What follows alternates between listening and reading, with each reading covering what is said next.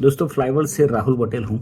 अभी मैं आपके साथ एक बात शेयर करना चाहूँगा कि जो लोग यहाँ से वर्क परमिट पे वहाँ पे कनाडा में जो लैंड हो रहे हैं ना, उनका दिमाग थोड़ा क्लियर होना ज़रूरी है।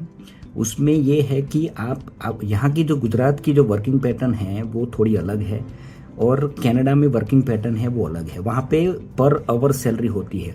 वहाँ पे जो एम्प्लॉयर आपको हायर करता है ना, अगर आप प्रॉपर काम नहीं करेंगे तो हमारे गुजरात में तो 10:30 का टाइम है तो बंदा 11 बजे ऑफिस पहुँचता है और 11:30 बजे चाय पी के फिर बैठता है और काम शुरू करता है और 1 बजे तो खाना खाने के लिए बैठ जाता है। तो हमारी जो वर्किंग पैटर्न है ना वो कनाडा में नहीं चलती है।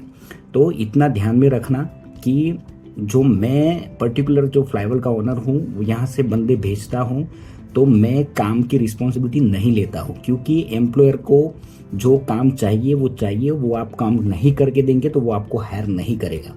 तो ये क्लियर कट बात है। वहाँ पे टैक्सेशन बहुत ज़्यादा है। एक हाथ से गवर्नमेंट पैसा लेती है तो दूसरे हाथ से गवर्नमेंट पैसा देती भी है। तो कहने का मतलब ये है कि एम्प्लॉयर एंड एम्प्लॉई ये दोनों की जो सेटिस्फेक्शन लेवल है उसमें मैं पर्टिकुलर फ्लाईवर्ड कहीं पे भी आपको हेल्पफुल मैं नहीं हो पाऊंगा। ये पहले से क्लियर है और ये क्लैरिटी के साथ ही आप मेरे ऑफिस पे आओ। और क्लियर कट मैटर है कि आपको टैक्स पे करना पड़ेगा, क्योंकि पीआर होने में दूसरा कोई रास्ता आपके पास नहीं है। परमानेंट रेसिडेंसी कनाडा की लेना इतना इजी नहीं है दोस्तों। इजी होता तो आधा गुजरात कनाडा में बैठा होता। तो क्लियर कट मैटर है।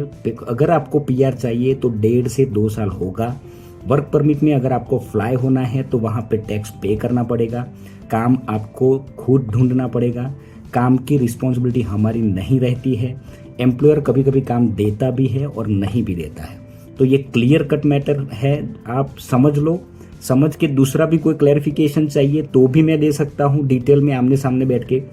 कोई भी फेक कमिटमेंट, कुछ भी गलत बात फ्लाईओवर से आज तक ना किसी ने दिया है और ना फ्यूचर में भी देंगे, क्योंकि हमें कुछ पड़ी नहीं है इन द सेंस कि हम जो भी बोलते हैं वो करते हैं, हम जो नहीं बोलते हैं वो नहीं होगा। ये क्लियर मैटर है। तो हमें आज तक किसी भी एक भी क्लाइंट को हमने कोई फेक कमिटमेंट दिया है और हमें देने की ज़रूरत भी नहीं है। Thank you very much.